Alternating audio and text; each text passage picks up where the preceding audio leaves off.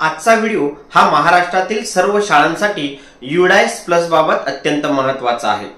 UDAS plus बाबत ज्या काही 3 नवीन अपडेट आहे या अपडेट विषयी आपण सविस्तर माहिती जाणून घेण्यासाठी व्हिडिओ हा कुठेही स्किप न करता पूर्ण पहा। तत्पूर्वी नमस्कार, मी सचिन पाटील, शाळा पूज्य आचार्य भिसे, माध्यमिक व उच्च माध्यमिक विद्यालय कासा, टेक्नो एज्युकेशन या चॅनलवर आपले सहर्ष स्वागत आहे। आपण या चॅनलवर जर नवीन असाल तर व्हिडिओ खाली असलेल्या सबस्क्राइब टॅबला क्लिक करून त्यासमोरील बेल आयकॉनला क्लिक करा, जेणेकरून अशीच नवनवीन माहितीचे नोटिफिकेशन आपणास मोबाईलवर सहज मिळतील। आज आपण UDAS प्लस बाबत ज्या काही 3 महत्त्वाच्या नवीन अपडेट आहे या अपडेट बाबत माहिती जाणून घेणार आहोत। UDAS प्लस बाबत आतापर्यंत आपण सर्व शाळांनी यशस्वीरित्या काम पूर्ण केलं असेल, मात्र पहिली जी अपडेट आहे या अपडेट बाबत जाणून घेऊया। ती म्हणजे आपण विद्यार्थ्यांना आतापर्यंत अपडेट करत होतो, त्यांचं आधार कार्ड त्या ठिकाणी अपडेट करण्याचं काम यापूर्वीच आपण केलेलं आहे। मात्र महाराष्ट्रातील बरेच विद्यार्थी असे होते की त्यांचं आधार कार्ड नसल्याने ते विद्यार्थी अपडेट होत नव्हते। मग अशा वेळेस आपण आधार कार्डच्या ठिकाणी 12 वेळा 9 हा अंक टाकून त्या विद्यार्थ्याला अपडेट करण्याचं काम केलं। मात्र आता जर का त्या विद्यार्थ्याने नवीन आधार कार्ड काढलं असेल तर त्या विद्यार्थ्याचा पुन्हा अपडेट मध्ये जाऊन ते जे काही 9 आपण 12 वेळा टाकले होते त्या ठिकाणी आपल्याला त्या विद्यार्थ्याचं जे आधार कार्ड आता काढलेला आहे तो आधार नंबर टाकून आपल्याला त्या ठिकाणी त्या विद्यार्थ्याला पुन्हा अपडेट करायचं आहे।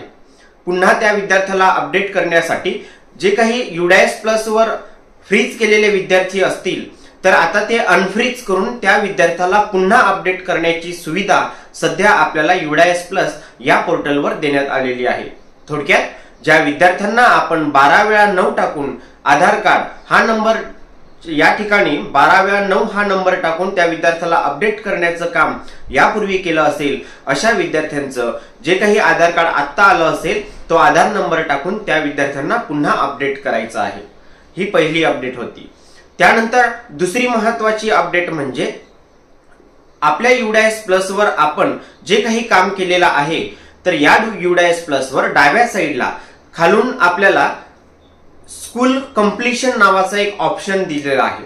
आता या टॅब मध्ये जाऊन काय करायचं तर स्कूल कंप्लीशन या टॅब मध्ये आपण गेलो तर त्या ठिकाणी स्कूल कंप्लीट आपलं जे काही काम आहे ते पूर्ण झालं आहे की नाही याचं स्टेटस आपल्याला त्या ठिकाणी दिसणार आहे। इन प्रोग्रेस असेल तर त्याचं स्टेटस दिसणार आहे, इनकम्प्लीट असेल तर त्याचं स्टेटस दिसणार आहे। जे काही असेल स्टेटस ते पहा। स्टेटस हे आपल्याला कंप्लीटच झालेलं दिसलं पाहिजे आणि जेव्हा आपलं कंप्लीट स्टेटस झालं असेल तर त्या स्कूल कंप्लीशन या टॅब मध्ये जाऊन त्या ठिकाणी आपल्याला त्या बॉक्स मध्ये चेक मार्क करायचं आहे आणि कंप्लीट झालेलं काम यासाठी आपल्याला तिकडे सबमिट करायचं आहे। सबमिट केल्यानंतर आपल्या पूर्ण शाळेचं 2023-24चं काम हे UDAS प्लस वर पूर्ण झाल्याची खात्री होणार आहे। सो याप्रमाणे ही दुसरी अपडेट होती। हे आपण पुढील प्रमाणे एकदा प्रात्यक्षिक पाहणारच आहोत। आणि तिसरी महत्त्वाची अपडेट ती म्हणजे बघा, UDAS प्लस वर आपण कुठल्याही विद्यार्थ्याला शोधण्यासाठी त्याचा पेन नंबर म्हणजेच परमनंट एज्युकेशन नंबर आपल्याला हवा असतो आणि मग आपण त्याला सर्च करून आपल्याला इम्पोर्ट करता येऊ शकत होतं। आतापर्यंत आपल्याला मागे काही दिवसांपर्यंत विद्यार्थ्याला सर्च करण्याची सुविधा नव्हती, फक्त पेन नंबरने आपण सर्च करू शकत होतो। मात्र आता शाळेचा UDAS नंबर टाकून देखील आपण सर्च करू शकत होतो। मात्र आता नव्याने एक टॅब देण्यात आलेला आहे स्टुडंट सर्च म्हणून। या टॅबवर जर आपण गेलो तर त्या ठिकाणी विद्यार्थ्याचं नाव, त्याची जन्मतारीख, बऱ्याच काही बाबी आहेत, या बाबी त्या ठिकाणी त्याच्या सिलेक्ट करा, त्याची माहिती त्या ठिकाणी द्या आणि सर्च करा। तर आपल्याला तो विद्यार्थी नेमका कुठे आहे, कुठल्या शाळेमध्ये आहे या पद्धतीची सगळी माहिती आपल्याला त्या ठिकाणी मिळणार आहे। ही तिसरी महत्त्वाची अपडेट होती। सो अशा पद्धतीने UDAS प्लस बाबतच्या या 3 महत्त्वाच्या अपडेट होत्या। चला तर एकदा आपण लॅपटॉपच्या स्क्रीन जाऊन प्रत्यक्ष प्रॅक्टिकली हे पर्याय कुठे आहेत आणि त्याचा वापर कसा करावा हे आपण पुढील प्रमाणे पाहूया। प्रथमतः आपल्या लॅपटॉप अथवा मोबाईलवर क्रोम ब्राउझर ओपन करून या ठिकाणी UDAS प्लस ही वेब सर्च करायची आहे। सर्च केल्यानंतर याप्रमाणे डॅशबोर्ड येईल। बघा, या ठिकाणी मी direct UDAS plus student module या टॅबवर क्लिक करतो। या ठिकाणी आपण आपलं स्टेट जे आहे हे सिलेक्ट करा आणि त्यापुढे असलेल्या गो या टॅबवर क्लिक करायचं आहे। यानंतर आपल्या समोर लॉग इन साठी ह्या पद्धतीने डॅशबोर्ड येईल। आपला युजर आयडी पासवर्ड टाकून खाली कॅप्चा आहे तो टाका आणि लॉग इन करा। लॉग इन केल्यानंतर याप्रमाणे हा डॅशबोर्ड दिसेल। या ठिकाणी शैक्षणिक वर्ष 2023-24 या डॅशबोर्डवर क्लिक करूया।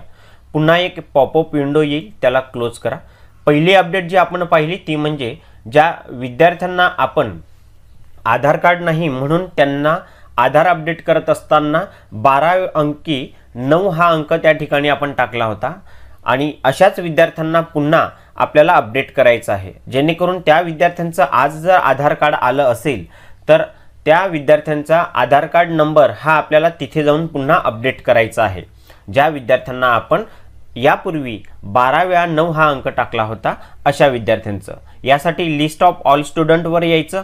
आता या ठिकाणी जे विद्यार्थी आहेत नावं, या नावावर जर आपण क्लिक केलं तर त्या ठिकाणी तो विद्यार्थ्याचा फॉर्म जे आहे जी माहिती आहे ही एडिट होईल आणि तेथे जाऊन आपल्याला आधार नंबर एंटर करायचा आणि अपडेट करायचा आहे। अशा पद्धतीने पहिली अपडेट आपण कंप्लीट करून घ्यायची आहे। त्यानंतर दुसरी अपडेट जी आपण पाहिली ती म्हणजे होती स्कूल कंप्लीशनची। बघा या ठिकाणी आपण पाहू शकतो स्कूल कंप्लीशन नावाचा हा एक न्यू टॅब आलेला आहे। मी त्यावर जर क्लिक केलं तर याप्रमाणे या ठिकाणी हा एक डॅशबोर्ड दिसेल। या ठिकाणी आपण बघू शकतो टोटल स्टुडंट किती आहेत आपल्या शाळेतले, त्यानंतर आपलं या ठिकाणी असलेलं काम हे कंप्लीट आहे का इनकम्प्लीट आहे याचा शेरा या ठिकाणी दिसतो। इनकम्प्लीट असतील तर किती विद्यार्थी इनकम्प्लीट आहे आणि किती कंप्लीट आहे हे या ठिकाणी दिसेल आपल्याला।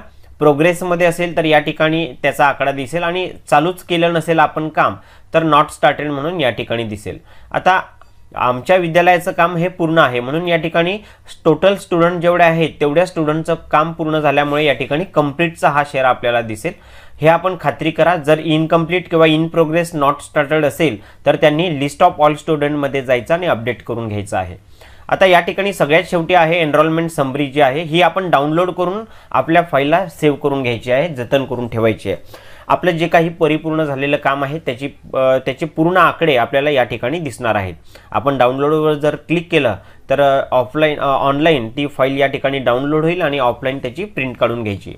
आता आपलं जर या ठिकाणी टोटल स्टुडंट आणि कंप्लीट हे दोन्ही आकडे जर मॅच होत असतील पूर्ण तर आपल्याला एक काम करायचं आहे। या ठिकाणी हा जो बॉक्स आहे या ठिकाणी चेक मार्क करायचा आहे। बघा या ठिकाणी मी याप्रमाणे केलं ते आणि चेक मार्क केल्यामुळे खाली सबमिट नावाचा हा टॅब आहे हा ॲक्टिव्ह झाला आहे। आपण जर हे टिक मार्क काढली तर हा इनॲक्टिव्ह होतो आणि टिक केलं तर हा ॲक्टिव्ह होतो आणि सबमिट या टॅबवर आपल्याला क्लिक करायचं आहे। सबमिटवर क्लिक केल्यानंतर पुन्हा एकदा विचारलं जाईल are you sure you want to complete data आणि त्यानंतर आपल्याला ओके या टॅबवर क्लिक करायचं आहे आणि याप्रमाणे thanks for submitting student data आणि कंप्लीशन डेट आणि टाईम हा जो आपण आपल्या शाळेचं जे फायनलाइज काम केलेलं आहे हे पूर्ण या पद्धतीने आपल्याला या ठिकाणी डिस्प्ले होणार आहे। अशा पद्धतीने ही दुसरी जी काही नवीन अपडेट होती ती आपल्यासमोर मी दाखवली आहे। आता तिसरी अपडेट जी आहे ती आहे सर्च स्टुडंट। बघा सर्च स्टुडंटवर जर आपण क्लिक केलं तर या ठिकाणी आत्तापर्यंत पेन नंबरने आपण विद्यार्थी सर्च करत होतो, शोधत होतो। मात्र आता पेन नंबर नसेल किंवा युडायस नंबरने पण शोधत होतो, मात्र आता स्टेट त्या विद्यार्थ्याचं नाव, त्याचं डेट ऑफ बर्थ, त्याची शाळा माहिती असेल तर ठीक याप्रमाणे त्याची माहिती या ठिकाणी टाकायची आणि सर्च करायचं आहे। एक नोट आहे या ठिकाणी पाहूया आपण। At least 2 optional field need to be filled to initiate search, state and student name is mandatory. म्हणजे या ठिकाणी बघा सिलेक्ट स्टेट हा रिक्वायर्ड आहे, म्हणजे मॅन्डेटरी कंपल्सरी तुम्हाला स्टुडंटचं नेम आणि त्याचं स्टेट जे आहे हे कंपल्सरी निवडायचं आहे। याच्यावरून देखील तुम्ही हे सर्च करू शकता। विद्यार्थी आपल्याला शोधायचा असेल तर या दोन गोष्टी टाका, त्याची जी माहिती अवेलेबल असेल ती भरा आणि सर्च करा। या ठिकाणी आपण खाली पाहू शकतो या ठिकाणी त्या विद्यार्थ्याची पूर्ण माहिती आपल्याला दिसेल। इव्हन त्याचा परमनंट नंबर शोधता येईल आपल्याला या ठिकाणी, त्याचा मिळणार आहे, त्याचं नाव, तो कुठल्या शाळेमध्ये आहे, त्या शाळेचं स्टेटस म्हणजे तो सध्या कुठल्या वर्गामध्ये आहे, या सगळ्या गोष्टी या ठिकाणी डिस्प्ले होणार आहे। सो अशा पद्धतीने ह्या 3 महत्त्वाचे अपडेट आपण या ठिकाणी पाहिलेला आहे। मी आशा करतो की मी दिलेली सर्व माहिती हे आपणास नक्कीच समजली असेल। चला तर भेटूया पुढील एका नवीन व्हिडिओमध्ये। धन्यवाद।